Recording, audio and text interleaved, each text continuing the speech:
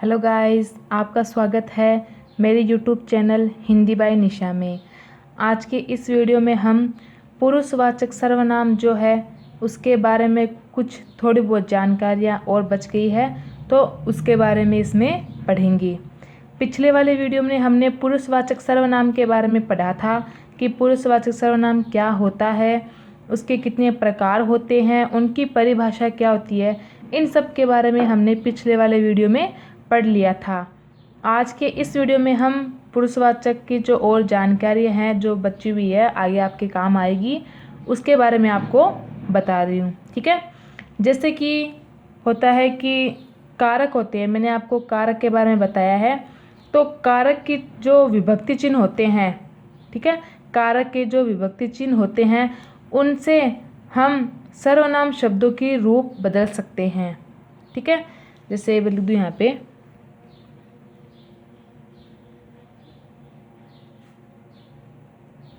कारक की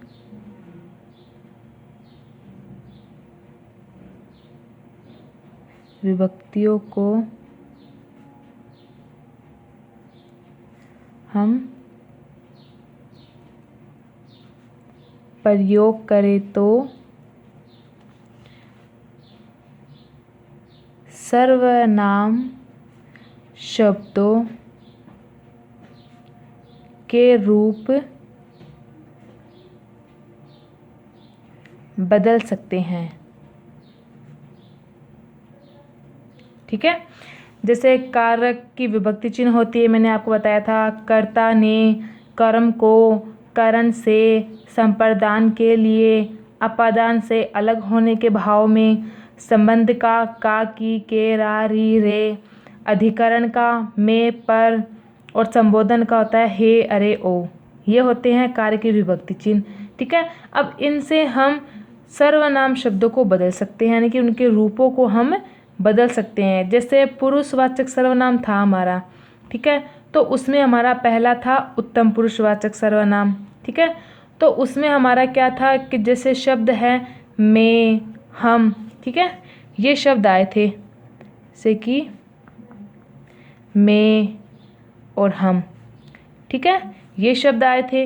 अब हम इन दोनों शब्दों को कारक में बदल देंगे। ठीक है, जैसे मैं का हो गया मैंने, मुझको, मेरे लिए, मुझ पर।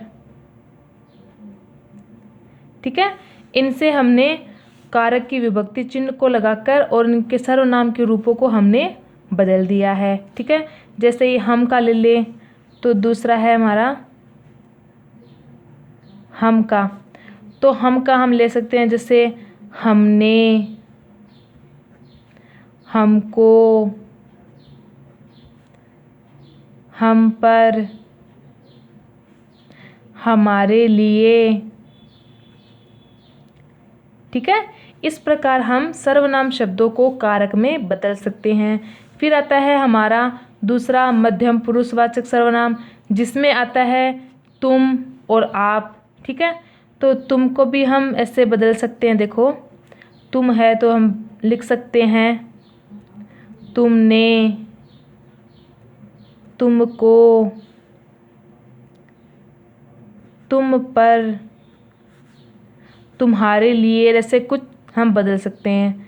फिर आता है हमारा आप। आपका भी हम इसी तरीके से बदल सकते हैं, जैसे आप में, आप पर, आप से, आपको, और ये इत्यादि।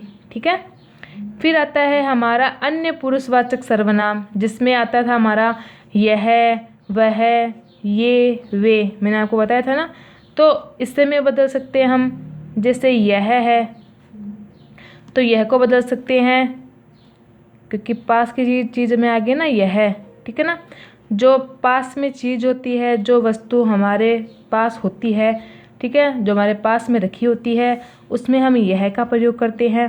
तो उसमें हम ये यूज करेंगे इसका, इसको, इस पर, या इसमें, ठीक है। आगे जो शब्द होते वो। फिर होता है हमारा वह, तो वह का उसने जो हमारे सामने नहीं हो, जिसके बारे में हम बात करते हो, ठीक है। उसका, उससे, उसके लिए, ठीक है। ये मैंने आपको बताया था, समझ में आया। ये होते हैं दोनों आपके उत्तम पुरुषवाचक सर्वनाम में, ठीक है, जिनको में हम इन दोनों शब्दों को हमने कारक विभक्ति चिन्ह लगाकर इनको हमने कारकों में बदल दिया है, ठीक है।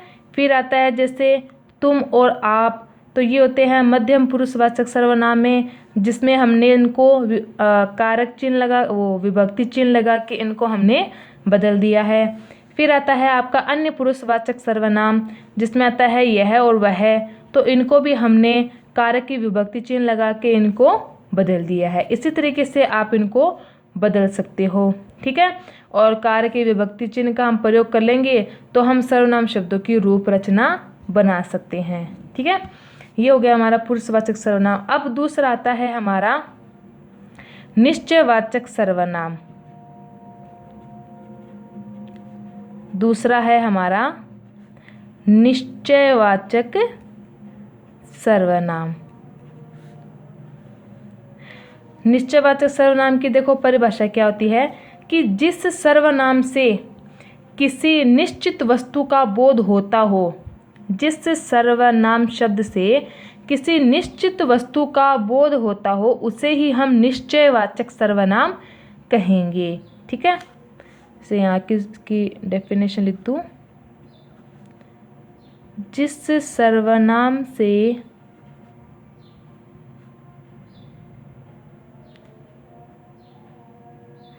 किसी निश्चित वस्तु का बोध होता हो, उसे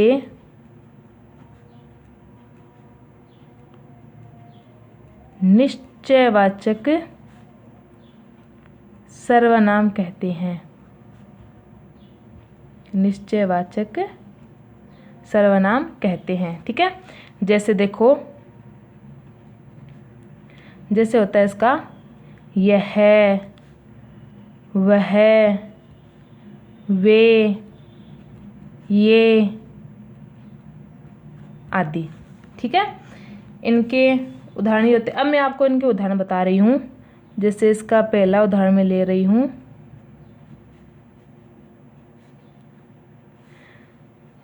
यह मेरी पुस्तक है, ठीक है। दूसरा मैं ले रही हूँ इसका, ये मेरी पुस्तकें हैं, ठीक है। तीसरा है हमारा वह मेरी पेंसिल है, ठीक है। चौथा है हमारा वे मेरी पेंसिलें हैं, वे मेरी पेंसिलें हैं, ठीक है। 4 उदाहरण मैंने आपको बताए हैं कि यह मेरी पुस्तक है, ये मेरी पुस्तकें हैं, वह मेरी पेंसिल है, वे मेरी पेंसिलें हैं। अब देखो निश्चयवाचक में आपका क्या होता है कि ये निश्चितता के साथ साथ संकेत भी बताते हैं, ठीक है। संकेत बताते हैं जैसे यह का ये, जैसे यह हो गया, ये हो गया, वह हो गया, वे। ये जो सर्वनाम शब्द है वो निश्चितता के साथ साथ में संदेश भी, संकेत भी बताते हैं।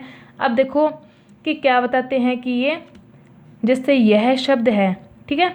यह शब्द क्या हो गया, पास में जो वस्तु रखी हो, जो हमारे पास में हो, वह क्या होता है, यह का प्रयोग हम उसमें करेंगे कि भाई यह पुस्तक मेरी है, ठीक है।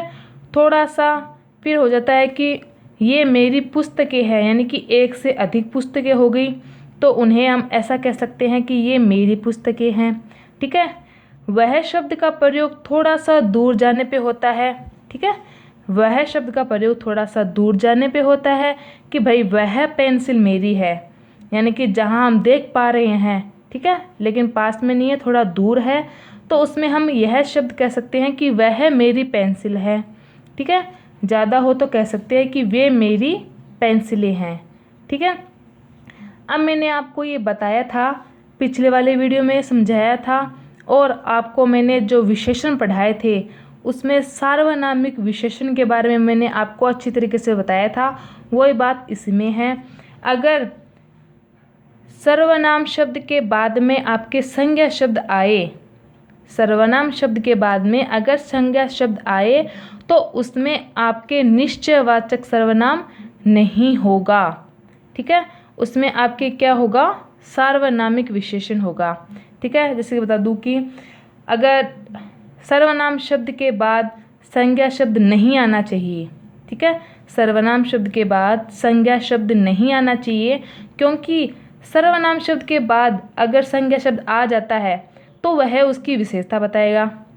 ठीक है, क्योंकि विशेषण में आ जाएगा ना, कि अगर सर्वनाम शब्द के बाद में संज्ञा शब्द आ जाए, ठीक है, जो भी मान लो मैंने यहाँ ऐसे लिख देती कि यह मदन की पुस्तक है। ठीक है, तो सीधा सर्वनाम शब्द के बाद में मदन शब्द आ गया तो वो संज्ञा हो गया, तो उसमें आपका निश्चयवाचक सर्वनाम नहीं आता, उसमें आता आपके सार्वनामिक विशेषण। ठीक है, क्यों आता है, क्योंकि उसमें सर्वनाम शब्द के बाद में सीधा ही संज्ञा शब्द आ रहा है, तो वह उसकी विशेषता बता रहा है, तो विशेषता बता रहा है तो वो विशेषण में बदल गया है। ठीक है, तो यही बात आपको इसमें ध्यान रखनी है कि सर्वनाम शब्द के बाद संज्ञा शब्द नहीं आना चाहिए इसमें, और क्योंकि सर्वनाम शब्द के बाद संज्ञा शब्द आ भी गया तो वह उसकी विशेषता बताएगा, जिससे वह सार्वनामिक विशेषण बन जाता है। ठीक है, इसी बात का आप खास करके ध्यान रखेंगे, इसमें आपके बहुत के कन्फ्यूज़न हो जाती है। ठीक है, फिर मान लो कि जब निश्चयवाचक सर्वनाम के उदाहरण लिखे जाते हैं, जब कभी भी आप निश्चयवाचक सर्वनाम के उदाहरण लिखे तो वाक्य में तुरंत बाद में संज्ञा शब्द का प्रयोग ना करें। ये बात खास कर ध्यान रखें कि तुरंत संज्ञा शब्द का प्रयोग ना करें, नहीं तो ऐसा हो जाने पर ये सर्वनाम शब्द होते हैं, क्या होते हैं, ये सर्वनाम शब्द होते हैं, और उन संज्ञा शब्द की विशेषता बताने के कारण वो विशेषण बन जाते हैं।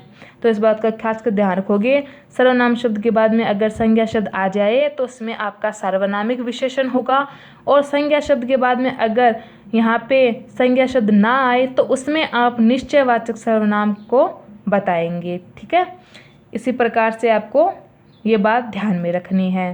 ठीक है, आज के लिए फिर इतना ही, आगे का मैं आप ठीक है इसमें बता देती हूँ। तीसरा है हमारा अनिश्चयवाचक सर्वनाम। तीसरा है हमारा अनिश्चयवाचक सर्वनाम। ठीक है, इसकी परिभाषा होती है कि जिस सर्वनाम से किसी निश्चित वस्तु का बोध हो, ठीक है, उसे ही हम निश्चित वस्तु का बोध ना हो। ठीक है, जैसे कि कोई, किसी, कुछ, जैसे प्रश्नों में आते हैं पता नहीं चलता उसका, तो प्राय कोई भी किसी सजीव या प्राणी के लिए आता हो। ठीक है, या तो कोई प्राणी के लिए है या कोई सजीव जो प्राणी वगैरह जो भी उनके लिए आए, या कुछ निर्जीव प्राणी के लिए आता है। ठीक है, तो उसी में हमारा जैसे कि कोई किसी के द्वार पर खड़ा है और उसके हाथ में कुछ है, ऐसे जो शब्द आए उसमें हमें अनिश्चयवाचक सर्वनाम करना है। जैसे लिख दूँ यहाँ पे इसकी डेफिनेशन,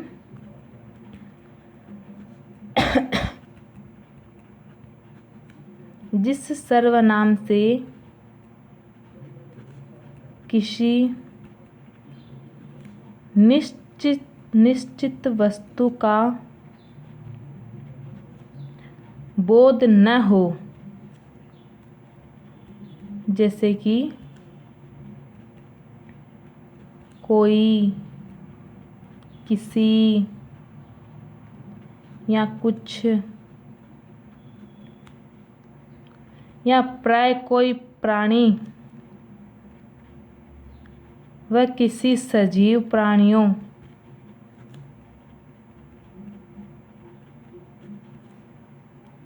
के लिए आता है।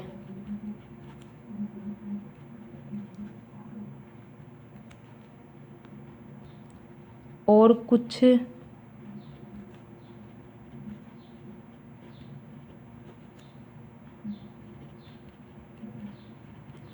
निर्जीव प्राणियों के लिए आता है।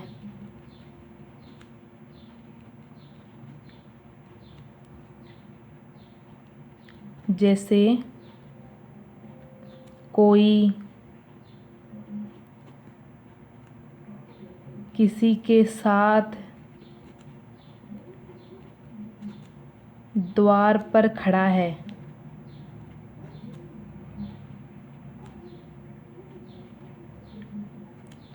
और उसके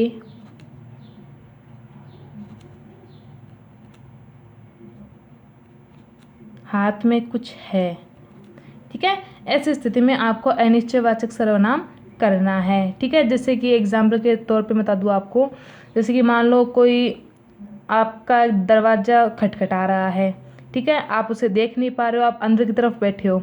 अब आपको पता नहीं है कि कौन है, आपको पता नहीं है कि भाई वहाँ पे कौन है, मदन है या सोहन है या रोहन है या रतन है, कोई भी हो, वो उसके बारे में आपको पता नहीं है। तो आप सीधा ये कहोगे कि द्वार पर कौन है।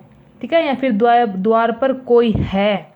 तो कोई जो शब्द है वो हमें पता नहीं है, तो कोई में हमारे आ जाएगा अनिश्चयवाचक सर्वनाम। ठीक है, और इसके बारे में पूर्ण रूप से मैं आपको नेक्स्ट वीडियो में समझाऊंगी। आज के लिए इतना ही, धन्यवाद।